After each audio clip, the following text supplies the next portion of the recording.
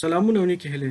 د نن ورځ تاریخ انزټ کولو دپاره به تاسو کنټرول سیمیکالن ووهئ او که غواړئ چې د نن ورځې تاریخ ولګوئ او سبا ته دا بیا په اتومات ډول تغییر وکړي نو مساوي ټوډے به ورته ولیکئ. د ټاپ بټن وهم او که غواړئ چې یو تاریخ معلوم کړئ چې 25 یا 20 یا 10 ورځې بعد کوم تاریخ راځي نو بیا هم دغسې د نن ورځې تاریخ ورته ولیکئ او سپند کئ مثبت هغه د ورځو تعداد ولیکئ. فرض مثال 25 ورځې بعد 25 ورځې بعد نو دا تاریخ دی او د یو تاریخ نه تر بل تاریخه پورې فرض مثال دا د تاریخ پیل دی او دا هم تاریخ پای.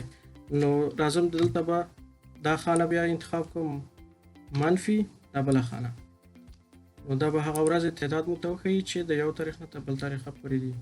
امید چې زده کړي وي. که غواړئ ګدامدارۍ دپاره په ایکسل کې وړیا ډیټابیس ولرئ نو د ډاونلوډ دپاره زما بایو ته ولاړ شئ او دلته د ټیلیګرام په لینک باندې کلیک وکئ، بیا اوپن ووهئ او دلته تاسو وګورئ چې د ګدامدارۍ لپاره ټمپلیټ دی او دا تاسو کولی شئ ډاونلوډ پرې ووهئ.